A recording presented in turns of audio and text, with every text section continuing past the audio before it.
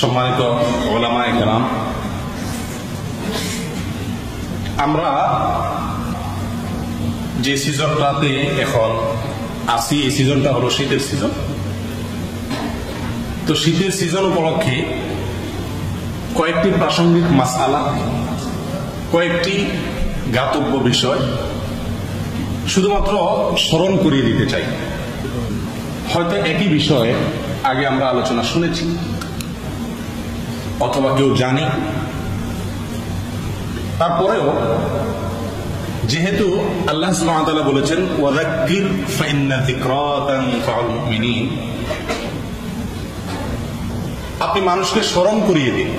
জানা জিনিসটি আবার সিজন সময় এসে গেলে আবার স্মরণ করিয়ে দেওয়া, যতবার উপলক্ষটি আসে ততবার স্মরণ করিয়ে দেওয়া, এটি ইমানদারদের জন্য উপকৃত হয়, উপকার বয়ে আনে। ইমানদাররা এর থেকে উপকৃত হতে পারেন। তো সেজন্য এই শীতের সিজন উপলক্ষে কিছু কথা আরজ করার ইচ্ছা করেছি। ওমা তৌফিক ইল্লা বিল্লাহ। শীতের এই সিজন সম্পর্কে সর্বপ্রথম জ্ঞাতব্য বিষয় হলো, দুনিয়াতে আল্লাহ সুবহানাহু ওয়া তাআলা আমাদের সুবিধার জন্যই বিভিন্ন ঋতু দিয়েছেন। এই যে ঋতু বৈচিত্র্য, আমাদের দেশে 6 ঋতু হয়। এ দেশে প্রধানত 3টি ঋতু, শীত, গ্রীষ্ম এবং বসন্ত। এরকম পৃথিবীর এক এক দেশে এক এক ধরনের ঋতু থাকে। কোন কোন দেশে 2 ঋতু, কোন কোন দেশে 3 ঋতু, কোথাও কোথাও 1 ঋতু। তো এই যে সারা পৃথিবীতে ঋতুর তারতম্য, কখনো গরম, কখনো শীত, কখনো দিন, কখনো রাত, এই সবগুলোই আল্লাহ তাআলা দিয়েছেন আমাদের কোনো না কোনো উপকারের জন্য। শীতের সিজনে কিছু ফসল হয়, গরমের সিজনে যেগুলো হয় না। গরমের সিজনে কিছু হয়, শীতের সিজনে যেগুলো হয় না। অতএব এই যে সিজন ভেদ, এটি আল্লাহ সুবহানাহু ওয়া তাআলা দিয়েছেন, এতে আমাদের উপকারিতা আছে। কিন্তু সেই সাথে একজন ঈমানদার আল্লাহ সুবহানাহু ওয়া তাআলার প্রতিটি সৃষ্টি নিয়ে তাকে চিন্তা করতে হবে, ভাবতে হবে, তবেই সেই জ্ঞানীদের অন্তর্ভুক্ত হতে পারবে। আল্লাহ সুবহানাহু ওয়া তাআলা কোরআনে কারীমে ইরশাদ করেছেন, আউযু বিল্লাহি মিনাশ শাইতানির রাজীম, উলুল আলবাব সম্পর্কে বলতে গিয়ে আল্লাহ তাআলা বলেন, আল্লাযীনা ইয়াযকুরুনাল্লাহা কিয়ামান ওয়া কুউদান ওয়া আলা জুনুবিহিম ওয়া ইয়াতাফাক্কারুনা ফি খালকিস সামাওয়াতি ওয়াল আরদ। যারা জ্ঞানী, যারা বুদ্ধিমান, যারা হাকিকি ঈমানদার, তারা আল্লাহর সৃষ্টি সম্পর্কে চিন্তা ভাবনা করবে যে এই সৃষ্টিটাতে আমাদের কি কি উপকার রয়েছে, আল্লাহর এই সৃষ্টি থেকে আমাদের শেখার জিনিস কি কি আছে, বুঝার জিনিস কি কি আছে, এই জিনিসগুলোকে গ্রহণ করবে। এটি কাদের কাজ? জ্ঞানী লোকদের কাজ, যারা বিজ্ঞ তাদের কাজ। অন্য আয়াতে আল্লাহ সুবহানাহু ওয়া তাআলা বলেছেন যে ইউকাল্লিবুল লাইলা ওয়ান নাহার, আল্লাহ তাআলা দিন এবং রাতকে কি করেন? পরিবর্তন করেন। চক্ষুষ্মান উলুল আবসার যে লোকেরা আছে তাদের জন্য এখানে চিন্তার খোরাক রয়ে গেছে। তারা এগুলো নিয়ে ভাববেন, আল্লাহ এই পরিবর্তনটা কেন করেন, আল্লাহর এই কাজ থেকে আমার শেখার কি আছে, বুঝার কি আছে। প্রিয় দিনী ভাইরা, শীত আসলে মার্কেটগুলো জাম হয়ে যায়। যখন শীত একেবারে শুরু হয়েছে, দাম্মামের তাবা সেন্টারে গেছিলাম বাচ্চা কাচ্চা শীতের কাপড় চোপড় কেনার জন্য। বাসা থেকে যাইতে যেখানে 2 থেকে 3 মিনিটের পথ, সেখানে যাইতে লাগছে 1 ঘন্টার বেশি, অর্থাৎ পথে জাম। আর গাড়ি পার্কিং করতে হয়েছে মিনিমাম 8-10 মিনিট হাঁটা যাওয়ার রাস্তা, এত দূরে। ভিতরে যাই দেখি মার্কেটে 1 ঘন্টা ঘোরার পর দেখলাম না, কেনাকাটি করে অন্তত ক্যাশে টাকা দিয়ে আস্তে আস্তে রাত পার হয়ে যাওয়ার সম্ভাবনা আছে। পরে সবকিছু রেখে একরকম চলে আসতে হয়েছে। অর্থাৎ শীত আসছে, সকলকে শীতের কাপড় চোপড় কিনতে হবে। এটা খুব ন্যাচারাল একটা বিষয়, এটা আমরা সবাই বুঝি। কিন্তু আমাদের জীবনে যতটা বছর গেছে ততবার শীত আসছে, আবার যতকাল বেঁচে থাকবো ইনশাআল্লাহ ততগুলো শীত হয়তো আসবে। শীত আসে, কাপড় কিনি, কাপড় চোপড় পরি, এটা খুব সাধারণ একটা প্রাকৃতিক বিষয় আমাদের। কিন্তু আল্লাহর এই সৃষ্টি শীত, এটা নিয়ে আমরা কতজন চিন্তা করার সুযোগ পেয়েছি? শীত আল্লাহ তাআলা কেন দেন? এখান থেকে আমাদের শেখার বা বুঝার কিছু আছে কিনা? প্রিয় দিনী ভাইরা, এই নিয়ে চিন্তা ভাবনা করা, এটা ঈমানদারের কাজ, এটা জ্ঞানী লোকদের কাজ, এটা চক্ষুষ্মান লোকদের কাজ, যাদের অন্তর্চক্ষু আছে, যাদের দূরদৃষ্টি আছে, যাদের দৃষ্টি শুধুমাত্র এই শীতে আসলে কাপড় পরলাম, আবার শীত গেল কাপড় পরলাম, এটুক না, যাদের দৃষ্টি জান্নাত পর্যন্ত, যাদের দৃষ্টি আখিরাত পর্যন্ত, যাদের দৃষ্টি জাহান্নাম পর্যন্ত, অনেক দূরদৃষ্টি সম্পন্ন লোক যারা জ্ঞানী, এই সমস্ত লোকদের জন্য এই শীত এবং গ্রীষ্মের পরিবর্তনে, রাত ও দিনের বিবর্তনে আল্লাহ তাআলা কি কি শিক্ষা রেখেছেন সেগুলোরই চিন্তা তাদের খোরাক রয়ে গেছে। পৃথিবী ভাইরা, এই শীত আমাদেরকে একটি মেসেজ দিয়ে যায় প্রতি বছর। যেমন গ্রীষ্ম বা গরমকাল প্রতি বছর আমাদেরকে মেসেজ দিয়ে যায়, একটা সংবাদ দিয়ে যায়। কি সংবাদ দিয়ে যায়? দিয়ে যায় যে আমি জাহান্নামের একটা নমুনা, আমি জাহান্নামের একটা নমুনা, জাহান্নামের একটি আলামত, জাহান্নামের একটি চিহ্ন। আঁচ করো, আঁচ করো, অনুমান করো, অনুভব করো যে আমি জাহান্নামের নমুনা মাত্র। আসল জাহান্নামের গরম অথবা ঠান্ডা কি পরিমাপ হবে একটু চিন্তা ভাবনা। রাসূলুল্লাহ সাল্লাল্লাহু আলাইহি ওয়াসাল্লাম ইরশাদ করেন, সহিহ বুখারীতে হাদিসটি এসেছে, ইশতাকাতিন নারু ইলা রাব্বিহা, জাহান্নাম আল্লাহর কাছে ফরিয়াদ করেছে। কি ফরিয়াদ করেছে? ক্বালাত রাব্বি আকালা বা'দি বা'দা, আল্লাহ আমার এক অংশ অন্য অংশকে গিলে ফেলে, গ্রাস করে ফেলে, খেয়ে ফেলে। গরমের বা আগুনের তাপ এত বেশি যে এক অংশ অন্য অংশকে ভস্ম করে ফেলে। ফাআযিনা লাহু বিনাফাসাইন, তখন আল্লাহ তাআলা জাহান্নামকে অনুমতি দিলেন দুটি নিঃশ্বাস ফেলার। কিছু অনুমতি দিলেন? দুটি নিঃশ্বাস ফেলা। নাফাসুন ফিস সাইফ, নাফাসুন ফিস শিতা, একটি গরমে একটি শীতে। জাহান্নামে দুটা নিঃশ্বাস ছাড়ে, দুটা ভাপ ছাড়ে। আমরা যখন পাতিলে রান্না করি, ভাতের পাতিলে বিশেষ করে, গরম যখন খুব বেশি হয়ে যায় তখন ঢাকনা দেওয়া থাকলে বাষ্প হয়ে যাওয়ার মতো অবস্থা হয়ে যায় না? একটু ঢাকনাটা সরাই দিলে ভাবটা আসতে কমে, তাপটা একটু কমে। জাহান্নামকে আল্লাহ তাআলা তার তাপ কমানোর জন্য দুটি নিঃশ্বাস ফেলার সুযোগ দিয়েছেন। নাফাসুন ফিস সাইফ, একটা গরমে, নাফাসুন ফিস শিতা, আর একটা শীতে। এই নিঃশ্বাসটুকু জাহান্নাম দুইবার ফেলে। ওইটাকে আল্লাহ তাআলা বন্টন করে দেন। এক এক দেশে এক এক সময় শীত হয়, এক এক সময় গরম হয়। যখনই গরম আর শীত যাই হোক না কেন, এটাকে আল্লাহ তাআলা পৃথিবীর সুবিধা অনুযায়ী, পৃথিবীর মানুষের সুবিধা অনুযায়ী বন্টন করে দেন। এর ভিতরে আমাদের অনেক উপকার রয়ে গেছে, কিন্তু মূল জিনিসটা আসে করতে গিয়ে জাহান্নাম। জাহান্নামের নিঃশ্বাস, এখানকার যত ঠান্ডা, এখানকার যত গরম, এই সবগুলো হলো জাহান্নামের কি নিঃশ্বাস, জাহান্নামের ভাব। সমান ভাইরা, এরপরে হাদিসের শেষাংশে রাসূলুল্লাহ সাল্লাল্লাহু আলাইহি ওয়াসাল্লাম বলেন, ফাহুয়া আশাদ্দু মা তাজিদুনা মিনাল হারির ওয়া আশাদ্দু মা তাজিদুনা মিনাজ জামহারির। আও কামা ক্বাল, জাহান্নামের দুইটা পার্ট আছে শাস্তির, একটা গরমের আর একটা ঠান্ডার। জাহান্নামের গরমের পার্ট যে শাস্তির, এটাকে বলা হয় নার কোরআনের ভাষায়। আর ঠান্ডা দিয়ে যে আল্লাহ তাআলা জাহান্নামের শাস্তি দিবেন অপরাধীদেরকে, এটাকে কোরআনের ভাষায় বলা হয় কি জামহারির। এই জামহারির এবং নার, জাহান্নামের দুইটা বিভাগ, দুইটা নিঃশ্বাস ফেলে সেখান থেকে আমরা দুনিয়াতে ঠান্ডা অথবা গরম, শীত অথবা গ্রীষ্ম অনুভব করে থাকি। সমাজ ভাইরা, এই যে আল্লাহ সুবহানাহু ওয়া তাআলার একটা বিশাল বড় মেসেজ, আল্লাহর পক্ষ থেকে আনা বিশাল বড় একটা সংবাদ প্রতি বছর আমাদেরকে দিয়ে যায়, শীত এবং গরম। কয়জনে আমরা জিনিসটা চিন্তা করার সুযোগ পাই? অথচ একজন ইমানদারকে চিন্তা করা উচিত, ভাবা উচিত যে এই শীতে আমি মারে বাপরে গেলাম রে, খেলো রে, ওরে আল্লাহ রে, এত শীত রে, এই সমস্ত কথা না বলে জাহান্নামের কথা স্মরণ করা এবং জাহান্নাম থেকে আল্লাহর কাছে আশ্রয় প্রার্থনা করা। আল্লাহুম্মা আজিরনা মিনান নার, আল্লাহ আমাদের সকলকে আপনি জাহান্নামের শাস্তি থেকে হেফাজত রাখেন। প্রিয় দিনী ভাইয়েরা, সাহাবায়ে কেরাম প্রতিটি বিষয় থেকে শিক্ষা নিতেন এবং সমস্ত জ্ঞানী লোকেরা আল্লাহর প্রতিটি সৃষ্টি থেকে শিক্ষা গ্রহণ করার চেষ্টা করেন। ঠিক তেমনি ভাবে শীতের সিজন উপলক্ষে আমাদেরকে শিক্ষা নিতে হবে যে এই শীত কোত্থেকে আসছে? জাহান্নাম থেকে আসছে। শীতের আঁচে যখন কাঁপতে থাকবো তখন মারে বাপরে গেলাম রে, শেষ হয়ে গেলাম রে, এটা না বলে স্মরণ করব যে এই যদি হয় জাহান্নামের নিঃশ্বাস, ভাব, তো জাহান্নামের আগুনের তাপ কি হবে, ঠান্ডার প্রচন্ডতা কেমন হবে, দুনিয়ার আগুনের থেকে কত গুণ বেশি হবে? 70 গুণ বেশি হবে। আল্লাহুম্মা আজিরনা মিনান নার। প্রিয় দিনী ভাইরা, অতএব এই সিজনগুলো যখন আসে, এই হাদিসটিকে মাথায় রেখে আমরা জাহান্নাম থেকে বাঁচার জন্য আল্লাহর কাছে ফরিয়াদ করব, আল্লাহর কাছে আকুতি করব এবং জাহান্নাম থেকে বাঁচার যে আমলগুলো আছে সেগুলো করব। আল্লাহ আমাদের সকলকে আপনি সে তৌফিক দান করেন। এই একটি জ্ঞাতব্য বিষয় গেল যে শীত হোক আর গরম হোক, পৃথিবীর এক এক সময় দেখা যায়, কিন্তু দুইবারের ছাড়া জাহান্নামের ভাব থেকেই, নিঃশ্বাস থেকেই সারা পৃথিবীতে এই গরম বা ঠান্ডা দেখা যায়। অতএব এই গরম বা ঠান্ডা যেন আমাদেরকে স্মরণ করিয়ে দেয় কার কথা? জাহান্নামের কথা। নাম্বার 2,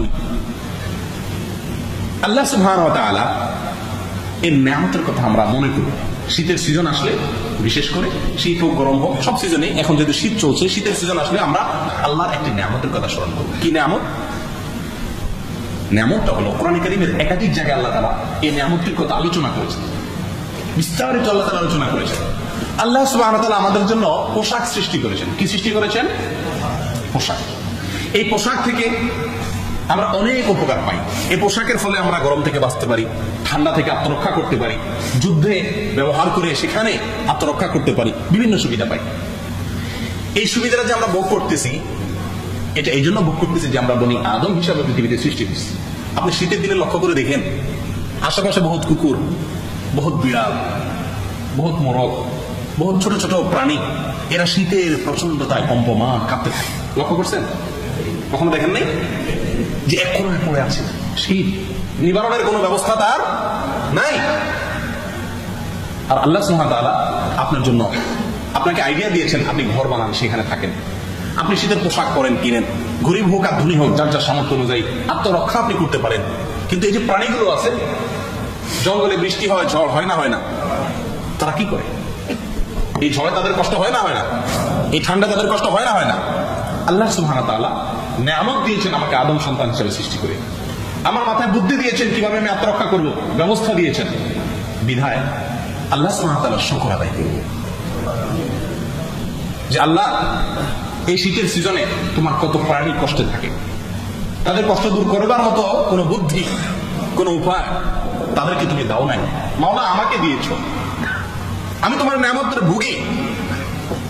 আল্লাহ তোমার জন্য শুকরিয়া, আল্লাহ তোমার কৃতজ্ঞতা জ্ঞাপন করছি, আচরণ দ্বারা, কথা দ্বারা, অন্তর দ্বারা। আল্লাহুম্মা লাকাল হামদ। আল্লাহ আপনার জন্য শুকর, আল্লাহ গোলামি শুধু আপনারই করব। অতএব প্রিয় ভাইরা, শীতের সিজন উপলক্ষে দ্বিতীয় জ্ঞাতব্য বিষয় হলো, এই সিজন আমাদেরকে যেন স্মরণ করিয়ে দেয় আল্লাহর নিয়ামতের কথা, যে আমি এই সিজনের কষ্ট থেকে বাঁচার বুদ্ধি, বিবেক, আইডিয়া আল্লাহ সুবহানাহু ওয়া তাআলার পক্ষ থেকে প্রাপ্ত হয়েছে। অতএব আল্লাহ শুকর আদায় করব। মনে থাকবে তো ইনশাআল্লাহ? কয়টা গেল পয়েন্ট? দুইটা। আবার বলছি, প্রথম পয়েন্ট ছিল কি? জাহান্নামের স্মরণ, শীতের আগমন, জাহান্নামের স্মরণ এবং জাহান্নাম থেকে আত্মরক্ষার জন্য আল্লাহর কাছে দোয়া।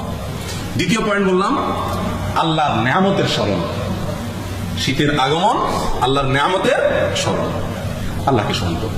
আল্লাহ তাআলা আমাদেরকে তৌফিক দান করেন। তৃতীয় জ্ঞাতব্য বিষয় হলো, এই শীত উপলক্ষে আমাদের কিছু জরুরি মাসআলা আছে জানার দৈনন্দিন জীবনে। মাসআলা ঢোকার আগে আমি একটা জ্ঞাতব্য পয়েন্ট শেষ করে নিই, মাসআলা দিয়ে আলোচনা শেষ করবো ইনশাআল্লাহ। আরেকটি জ্ঞাতব্য বিষয় হলো, যেহেতু আল্লাহ তাআলা আমাকে নিয়ামত দিয়েছেন, বুদ্ধি দিয়েছেন, সামর্থ্য দিয়েছেন শীত থেকে আত্মরক্ষা করা, সেহেতু আমরা শীতে যে সমস্ত বনি আদম, যে সমস্ত মানব সন্তান, যে সমস্ত মানুষ, আল্লাহর যে সমস্ত বান্দারা কষ্ট করতেছে, মুসলিম হোক কি অমুসলিম, আমার দেশি হোক কি ভিনদেশি, আমার এলাকার হোক কি অন্য এলাকার, যে সমস্ত মানুষেরা শীতের কষ্টে আছেন, আল্লাহ আমাকে সামর্থ্য দিয়েছেন শীতের কাপড় কেনার, আমি কিনছি, তাদের এই সমস্ত ভুক্তভোগী দুস্থ মানুষদের পাশে দাঁড়ানো, এটা আমাদের নৈতিক দায়িত্ব। শীতের কষ্টে যখন আমি ভুগবো, তখন যেন আমার স্মরণে এটাও আসে যে বহু মানুষ এখান থেকে আত্মরক্ষা করার, শীত থেকে আত্মরক্ষার ব্যবস্থা তাদের নাই। ভাই, উত্তরবঙ্গে আমরা প্রবাসীরা দেশে যাই, হয়তো সফর করার সময় আমাদের হাতে থাকে না। একটু আমি অনুরোধ করবো, যদি কারো সুযোগ থাকে, উত্তরবঙ্গের ঠাকুরগাঁও, পঞ্চগড়, নীলফামারী, এই সমস্ত এলাকাগুলা একটু সুযোগ থাকলে সফর করা। কিছু কিছু দৃশ্য আপনার চোখের পানি নিয়ে আসবে। আপনি আল্লাহ সুবহানাহু ওয়া তাআলার কত নিয়ামত ভোগ করতেছেন, এটা টের পাবেন কিছু কিছু দৃশ্য দেখলে নিজের চোখে। পরপর গত 2 বার আমার দেশের সাথে থাকার সুযোগ হয়েছে শীতের সিজনে, যার কারণে কখনো শ্বশুরে, কখনো লোক মারবতে এই দুস্থ মানুষদের কাছে যাওয়ার সুযোগ আমার হয়েছে। আল্লাহুম্মা লাকাল হামদ। ভাই, সেখানে বহু আপনার ছেলের মতো ছেলে, আপনার মেয়ের মতো মেয়ে, যার জন্য এখান থেকে শীতের কাপড় পাঠায় দেন, পয়সা দিয়া হিটার নিয়ে যান, দেশেও ব্যবস্থা করেন, আদরের দুলালি করে তাকে লালন পালন করেন, ঠিক আপনার ছেলের মতো, ঠিক আপনার মেয়ের মতো বহু অভাবী মা বাবার সন্তান সেখানে শীতে, কনকনে শীতে কাঁপে। তাদের শীতের কষ্টটুকু নিবারণের ক্ষমতা তাদের হাত নাই। আপনি একটু চিন্তা করে দেখেন, একটি রাত শীতের ভিতরে যদি কাটাতে হয় কত কষ্ট হবে। আপনার নিজের কষ্টটা বড় মুখ্য নয়, আপনার বাচ্চাটা যদি কষ্ট করতে হয় আপনার কাছে কেমন লাগবে? রাতে যদি বাচ্চার গায়ে কম্বল না থাকে, আমি তো আমার পরিবারকে বকাঝকা করি, আপনারাও নিশ্চয়ই করেন, যে তুমি কি মা হয়েছো, বাচ্চাটার গায়ে কম্বল নেই, লক্ষ্য করো নাই, করেন না? যে তোমার পাশে আছে, তুমি লক্ষ্য করলে না। প্রিয় দিনী ভাইরা, ঠিক এর চাইতে বহুগুণ কষ্টে আমারই কোনো ভাইয়ের সন্তান, আমারই কোনো বোনের সন্তান আছে, এবং তাদের এই কষ্টটা আপনার সন্তানের কষ্ট না, মতো না, অনেক কষ্ট। ওই জায়গাটায় নিজের সন্তানকে কল্পনা করুন, নিজের সন্তানটাকে ওই জায়গায় একটু কল্পনা করুন যে আমার সন্তান যদি এরকম শীতে কম্পমান হতো, আমার কাছে কেমন লাগছে। অতএব আজকে আমরা ইসলাম বুঝেছি শুধু সালাত আদায়, শুধু সিয়াম পালন, শুধু বক্তব্য দেওয়া, বক্তব্য শোনা, বাস কিছু বিষয়কে আমরা ইসলাম বুঝে নিয়েছি। প্রিয় দিনী ভাইরা, মানবতার সেবায় অগ্রসর হয়ে যাওয়া, এটা তো আমার রাসূলের শিক্ষা, এটা তো ইসলামের শিক্ষা, এটা তো ইসলামের মহামনীষীদের শিক্ষা, এটা সাহাবীদের শিক্ষা। রাসূল করিম সাল্লাল্লাহু আলাইহি ওয়াসাল্লামের জীবনে একেবারে শুরুর দিকে হিলফুল ফুজুল নামক সংগঠন করেছিলেন মক্কাতে। কেন? অভাবী, দুস্থ, বিপদগ্রস্ত এবং কষ্টে জর্জরিত কোন লোক যদি আক্রান্ত হয়, মক্কায় এসে তাদের সহায়তা করা হবে এর মাধ্যমে, এই সংগঠনের মাধ্যমে। এটা আমার রাসূলের শিক্ষা, সমস্ত মানুষের বিপদ আপদে তার পাশে দাঁড়ানো। আজকাল আমরা বড় আত্মকেন্দ্রিক হয়ে গেছি, বড় স্বার্থপর হয়ে গেছি। নিজের ছেলের জন্য 5টা কাপড় কিনি, নিজের প্রতিবেশী বা নিজের জানাশোনা অন্য কোনো গরিব, কোনো অভাবী মানুষের সন্তানের জন্য একটা কাপড় আমার হাতে উঠে না। যদি খুব বেশি বড় মনের মানুষ হই তো বড় জোর ভাই বোন আত্মীয় স্বজনের ভিতরে সীমাবদ্ধ থাকে, এর বাইরে আর যেতে চাই না। তাও যদি আরেকটু বড় মনের হয় তাহলে এলাকার ভিতরে করি, যাতে করে একটু বাহবা পাওয়া যায়, সবাই জানে অমুকের ছেলে মুখটা করছে। এলাকার বাইরে দিলে তো আমার নাম কাম হবে না, সেখানে খুব বেশি আমাদের পার্টিসিপেট বা অংশগ্রহণ করা হয় না। সময় তো তিনি ভাইয়া, শীতের সিজন উপলক্ষে তৃতীয় আমাদের জ্ঞাতব্য বিষয় হলো যে এই সিজনে বহু মানুষের পাশে দাঁড়ানোর সুযোগ আমাদের আসে, বহু মানুষকে সাহায্য করার মতো বিশাল বড় নেক আমল আমাদেরকে হাতছানি দিয়ে ডাকে। আসুন, প্রতিটি শীতের সিজনে আমার দ্বারা অন্তত 2-4টি পরিবার হলেও যেন শীতের কষ্ট থেকে বাঁচতে পারে, সেই চেষ্টা, সেই তৌফিক যেন আমাদের থাকে। চেষ্টা করবেন তো ইনশাল্লাহ সকলে। মনে রাখবেন, মান নাফাসা, যে ব্যক্তি কোন মুসলমান ভাইয়ের, যে কোনো মুসলমান ভাইয়ের বিপদকে দূর করার জন্য একটু চেষ্টা করবে, একটু মেহনত করবে, একটু কোশিশ করবে, ব্যবস্থা করবে, আল্লাহ তাআলা কিয়ামতের ভয়াবহতম দিনে, জাহান্নামের ভয়াবহ দৃশ্যের জন্য মানুষ যখন অপেক্ষমান থাকবে, ওই দিনে আল্লাহ তাআলা আপনি ঠেকে যাবেন, বিপদে পড়ে যাবেন, হক্কুল নিয়া আটকা পড়ে যাবেন, কোনো উপায় থাকবে না। ইয়াউমা লা ইয়ানফাউ মালুন ওয়ালা বানুন, সেই দিনে চলে যাবেন, কোনো কাজ আসবে না, সন্তান সম্পদ। সেদিন আল্লাহ তাআলা আপনাকে বিপদ থেকে উদ্ধার করবেন, যদি আপনি দুনিয়াতে কোনো মানুষের বিপদ থেকে উদ্ধারের জন্য চেষ্টা করেন। করবেন তো ইনশাআল্লাহ। আল্লাহ সুবহানাহু ওয়া তাআলা আমাদের সকলকে মানবিক হওয়ার তৌফিক দান করেন। মুসলিম তো আছি, মানবিক যেন হতে পারি। পয়সা কামাই করি শুধু নিজের জন্য না, শুধু নিজের জন্য না, আমার পয়সাতে গরিবেরও কি আছে, হক আছে। ওয়াফি আমওয়ালিহিম হাক্কুল লিস-সাইলি ওয়াল মাহরুম, আমাদের সম্পদে গরিব বঞ্চিত লোকদেরও কি আছে, অধিকার আছে। অতএব শীত উপলক্ষে আশপাশের নিকটাত্মীয়, প্রতিবেশী অথবা দূরবর্তী গরিব লোকদের শীত নিবারণের জন্য উদ্যোগ নেব ইনশাআল্লাহ। রাজি আছেন তো সবাই? আল্লাহ তাআলা আমাদের সকলকে সেই মন মানসিকতা দেন, সেই তৌফিক দান করেন। শীতের জ্ঞাতব্য 3টি পয়েন্টে মাসআলা বলার আগেই নোটিশ চলে আসছে, অতএব মাসআলা একেবারে শর্টে বলে দিই। শীতের মাসআলার ভিতরে একটা জরুরি মাসআলা হলো, শীতকালে অনেকে ওযু করতে চান না। শীতকালে অনেকে কি করতে চান না, বিশেষ করে মাগরিব আর এশার ওযু আর ফজরের ওযু। তো ফজরের ওযু তো করাই লাগে, উপায় নাই। তো মাগরিবের ওযু চেষ্টা করি আমরা আসর দিয়া, মাগরিব এশা একসাথে ছাড়া, অথবা মাগরিবের আগে আগে সূর্যের তাপ থাকতে থাকতে ওযু করলাম, ওইটা দিয়ে এশা ছাড়াম। এটা একটা চেষ্টা করি কি করি না? এটা ভুল একটা চেষ্টা। মনে রাখবেন, আপনার ওযুর কষ্ট যে হয়, এই কষ্টটা আপনি সহ্য করার কারণে আল্লাহ তাআলা 3টা পুরস্কার দিবেন আপনাকে। কয়টা পুরস্কার? বিখ্যাত এক হাদিসে রাসূল আকরাম সাল্লাল্লাহু আলাইহি ওয়াসাল্লাম বলেছেন, আলা আদুল্লুকুম, তোমাদেরকে কি আমি বলে দিব না, কি মা ইয়ামহুল্লাহু বিল খাতায়া, যে কাজে আল্লাহ তাআলা মানুষের ভুল ত্রুটি মাফ করে দিবেন, ভুল ত্রুটি মাফ করে দিবেন। ওয়া ইয়ারফা'ু বিহিদ দারাজাত, আল্লাহর কাছে মর্যাদা কি করবেন, বৃদ্ধি করে দিবেন। কি আমল? 3টি আমল। কয়টি আমল? নাম্বার 1, ইসবাগুল ওযু। 1 নম্বর আমল হলো ইসবাগুল ওযু আলাল মাকারিহ। কষ্ট লাগে, মনে চায় না, তারপরেও ওযু করে, পাইছেন নি আমল? নাম্বার 2, ওয়াকাসরাতুল খুতা ইলাল মাসাজিদ, মসজিদে ঘন ঘন পায়ে হেঁটে যায়, বেশি বেশি যার পায়ের চাপ পড়বে তার মর্যাদা আল্লাহ তত বৃদ্ধি করবেন। 3 নম্বর আমল। 3 নম্বর আমল কি? ওয়া ইনতিজারুস সালাতি বা'দাস সালাত, এক নামাজের পরে আরেক নামাজের জন্য অপেক্ষা করা। আমরা অপেক্ষা করি কিরকম, যে শেষ আযান কখন দিব ওযু ধরে রাখতে পারতেছি না, এই অপেক্ষা নিন্দনীয় অপেক্ষা। ওযু যদি কষ্ট হয় ধরে রাখতে সঙ্গে সঙ্গে ছেড়ে দেন, আবার ওযু করেন, সৎসাহস দেখান। এই ঠান্ডা থেকে বাঁচার জন্য যদি আপনি এইটুকু কষ্ট করতে না পারেন, কোন চোখে আল্লাহর কাছে জাহান্নামের ঠান্ডা থেকে বাঁচার জন্য আপনি দাবি করবেন? ইমানে জজবা থাকা উচিত, ঠান্ডার কষ্টকে উপেক্ষা করে ওযু করা উচিত। আল্লাহ তাআলা তৌফিক দান করেন। অনেক আলোচনা করার দরকার ছিল, লম্বা যাচ্ছি না। আরেকটা হলো ওযু করেন কিন্তু অনেকে শর্টকাটে, ভাই শীতের দিনে কিন্তু ওযুখানায় ভিড় কম হয়, লক্ষ্য করছেন? গরমের দিনে ভিড় হয়, কারণ যত পারে গলে, আর শীতের সিজন আসলে কোন রকম যারা ওযু করেন তাদের জন্য একটা মেসেজ হলো, অনেকের কমেই অনেকের টাকনো সুস্থ ভিজা যায়, শুকনা থেকে যায়। রাসূল আকরাম সাল্লাল্লাহু আলাইহি ওয়াসাল্লাম বলেছেন, ওয়াইলুল লিল আ'কাবি মিনান নার, পায়ের যে গোড়ালি, এই গোড়াগুলোকে তোমরা জাহান্নাম থেকে বাঁচানোর কি করো, চেষ্টা করো। সময় তো ভাইরা, শীতের সিজনে এই পায়ের গোড়ালি কমই ভালো করে ডুলবেন তো ইনশাআল্লাহ। এই যে কানের লতি, কানের গোড়া, এই জায়গাগুলো শুকনা থেকে যায়, কারণ তাড়াতাড়ি করে করা হয়। আল্লাহ তাআলা তৌফিক দান করেন। দ্বিতীয় মাসআলা হলো মোজা উপরে মাসা করা সুন্নাত, পাও ধোয়া সুন্নাত, মোজার উপর মাসা করাও কি সুন্নাত। আমাদের দেশে মোজার উপর মাসা করলে অনেক সময় বলে, আরে এই বয়সে মোজা ধরে ফেলছো মিয়া। আমরা অনেকে মোজার উপর মাসা করতে চাই না, মনে করি মোজার উপর মাসা করলে বোধহয় সওয়াব কম হবে, পাও ধুলে বোধহয় সওয়াব বেশি হবে। এই ধারণা ভুল। রাসূল আকরাম সাল্লাল্লাহু আলাইহি ওয়াসাল্লামের সুন্নাত দুইটাই, আল্লাহ থেকে বিধান কোনটাই আসছে, অন্তত সুন্নাত পাওয়া রসুলাতেও মাঝে মধ্যে মোজার উপর মাসা করা উচিত। তবে মোজার উপর মাসার জন্য সংশ্লিষ্ট শর্তসমূহ প্রযোজ্য, জেনে নেবেন। আল্লাহ সুবহানাহু ওয়া তাআলা আমাদের সকলকে সংশ্লিষ্ট আরো কিছু মাসআলা আছে, সেগুলোকে আল্লাহ তাআলা সেগুলো আমাদেরকে বুঝা, জানা এবং আমল করার তৌফিক দান করেন। ওয়া মা আলাইনা ইল্লাল বালাগ। আসসালামু আলাইকুম ওয়া রাহমাতুল্লাহি ওয়া বারাকাতুহু।